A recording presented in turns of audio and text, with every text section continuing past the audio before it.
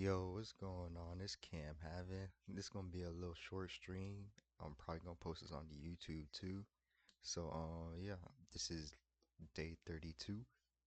This grind don't stop. So, I just want to discuss the 2025 Miami draft. And with our first pick number 13, we select Kenneth Grant, 6'3", 331 pounds. Now, this was a really good pick, especially with who was available at the time. Kenneth Grant, he's a run stopper. That's mainly his primary focus. He's a big body that we need, like desperately. So my man Zach Sealer gets some help. We needed help with the interior run badly last year because that's what we struggled with. This man here, his goal is to fix these problems. He's going to be a monster on this interior. I'm telling you right now, he's going to stop every short yardage run that comes our way, along with Zach Sealer too. So Zach Sealer could get freed up and get more sacks. It's wraps. It's wraps. I like this pick. This is probably my second favorite pick of this draft. And you're gonna see who my first is. It's gonna be surprising. With our damn, I forgot to full screen that. Damn, I'm tripping. Damn. Fuck. Well, it's good. Um, with our second pick, we got Mr. Jonah. I'm not even gonna pronounce. Actually, I'll try. Savanila. Jonah Savalina. Um, I'm not even gonna play his highlights. He's Samoan. That pretty much tells you everything about him. 6'4", 324 pounds. I don't even have to say much. I honestly don't. This is another great pick. I forgot to mention he's Samoan. Yeah, he's gonna be pancaking stuff. Okay, he is going to be pancaking stuff in the NFL. Who?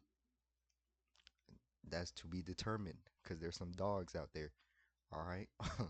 um, in the fifth round, we pick up Jordan Phillips, another defensive tackle out of Maryland, 6'1", 312 pounds. I'm not too sure about this pick right here. This is not bad. It's not a bad pick, but there was way better. Um, he does add depth, which is pretty good. He is a run stopper. I'm pretty sure he got 0 sacks though, which sacks aren't really a problem for me, especially if you're interior D line, because your main focus is to be stopping the run, being a body on the line, so linebackers could fill the gaps, and your other defensive lineman brethrens could get to the quarterback. So I'm not really mad at that. But there was way better available. With our next pick, we picked Jason Marshall Jr. Now, this is not a bad pick at all, especially with our secondary being like bottom of the barrel right now. Jalen Ramsey, I don't even know if he's gonna be here for the season. I'm being honest. I don't know if Jalen Ramsey is gonna stay. Like, bro, I don't, the locker room is cooked. Locker room chemistry cooked. Everything's done. I seen what he posted on Instagram the other day. Bro, almost shed a tear, bro. Our secondary, we were about to have Cater Kohu and Cam Smith out here. I don't even want to see us on prime time, bro. I'm not even gonna lie. That's gonna be a tragedy. Baby Alexis, thank you for the follow. Um, this is definitely a great pick, especially because how our defense is looking right now. Well, not defense as a general, but our secondary. I still don't have any idea what we're gonna do for safeties.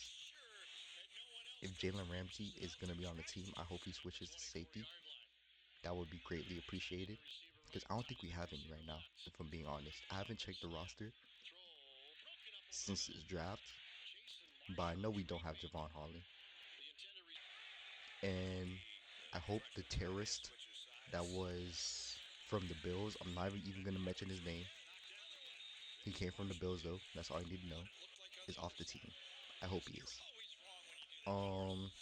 So yeah, this is not a bad pick. With our next pick, we picked Dante Trader Jr. This one was also not a bad pick because he's a DB and we desperately need one. But there is better out here. You're gonna see who I'm talking about. But there's way better out here. He's a solid hitter though. I'm not gonna lie. He's a good hitter. I don't think he's with that soft stuff that people like the stereotype with cornerbacks. He's very physical. Now with being physical, there's going to be a lot of holding penalties that I'm scared of. You've seen this with Kader Kohu. Kader Kohu, not to bash on him, he's decent. He's a good slot corner, but with that physical aspect, with their hands getting up in receivers' faces and stuff, he gets flagged a lot, and that's his main problem. I hope Trader Jr. doesn't have this problem either. But this is not a bad pick, but there's better out here.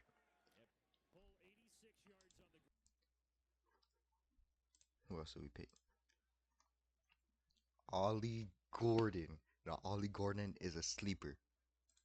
This is probably my favorite pick in the draft, in our draft. And this is crazy. I know I'm saying this because of the backfield we have right now. We had Jalen Wright and Devon Achane. But Ollie Gordon is a dog. If he declared for the NFL draft last year, he would have went first or second round. I guarantee you. And if he didn't get arrested for a DUI. But traits like that are fixable. His O-line this year, I'm not gonna lie, but dunk, okay? It was trash. But Ollie Gordon is a dog, bro. He is tall. He's going to be a physical running back. He could be a receiver back too. This is my favorite pick. Be ready to hear his name. That's all I'm saying. You're going to be hearing his name a lot. And in the 7th round, we picked Quinn Ewers. Now, this is probably going to haunt us because I feel like we should have drafted Shadir after he fell to like the 5th round. We should have just said, all right, shoot, I guess we could take him. I don't even know what our quarterback situation is. I'm not even gonna lie. Tua, I'm not so big on Tua. I'm not gonna lie. I'm not so big on Tua. Not because he's not good. It's because of his injury history. That is why I'm not big on Tua. I believe we should have gotten Lamar Jackson when his contract started breaking down. I think in 2021 or 2022. Miami should have picked up Lamar Jackson. I'm telling you, we would have had a ring. We would have had a ring. As for backup, I have no idea. Because if I'm Quinn Ewers, I wouldn't want to be a backup for Tua. Especially with his injury history, I would try and fight for that starting spot. So if he could take that starting spot, I'll perfectly be fine with that. If he's good. If he's good at it. Of course, if he's good. I honestly want Arch Manning. But it's still a good pick. I wouldn't say good, but decent, fake decent, fake decent. And with our last pick, Zeke Biggers. Zeke Biggers, another body that we needed on the interior line badly. Not bad with this pick because our main goal in this whole draft was to build up the trenches. That's all I wanted to do.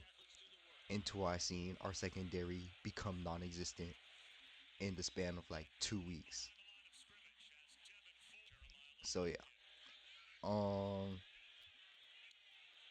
Not a bad pick. Good run stopper. There's not much I can say about this, honestly. Like when you get interior linemen who know how to do their job and do it well, which is stop the run, and become a body on the line to free up gaps for your linebackers. There's not much you could complain about, honestly. So solid pick. Now we're gonna go over our overall grade. Our overall grade I will give for this NFL draft is A minus. This was not a bad draft at all on paper because we have yet to see how these players will progress into the season. So right now I'm giving this draft an A minus. This is bound to be like a C or a D plus or a plus in the future. I might come back to this actually after the season ends. I'll probably be revisiting the 2025 NFL draft. But for our sleeper pick, there's an undrafted wide receiver that we picked up after the draft. I think this dude is like level. Oh, hold on. Bugging.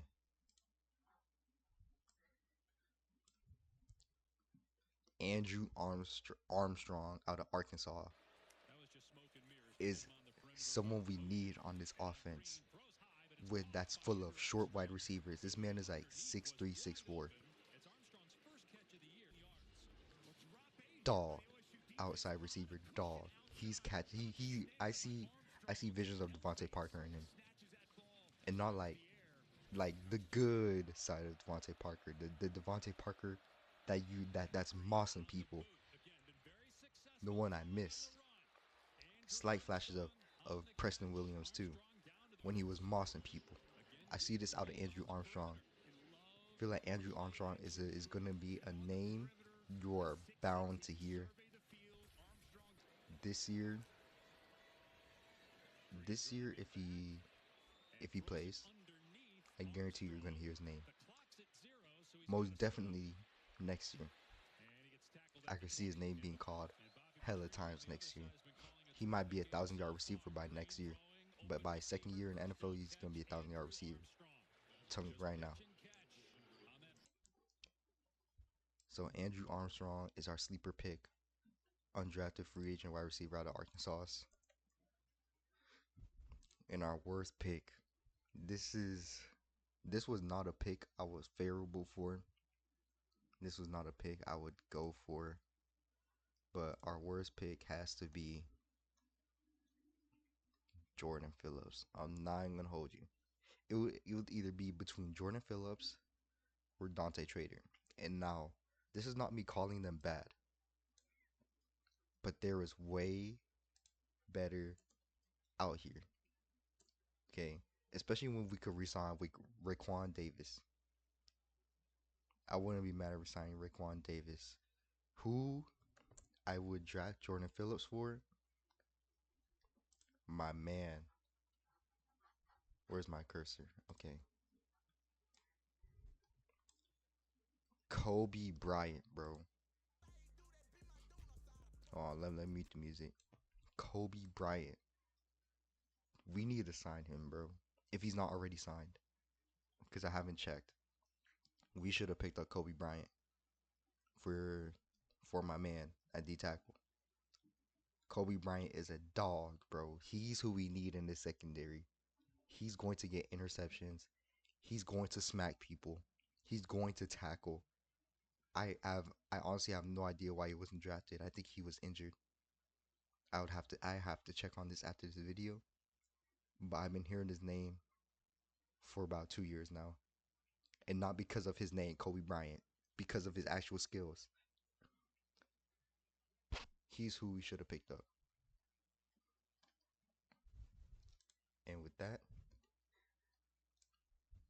that is going to conclude my thoughts on the NFL draft. I love y'all boys. See y'all later. Day 33 tomorrow.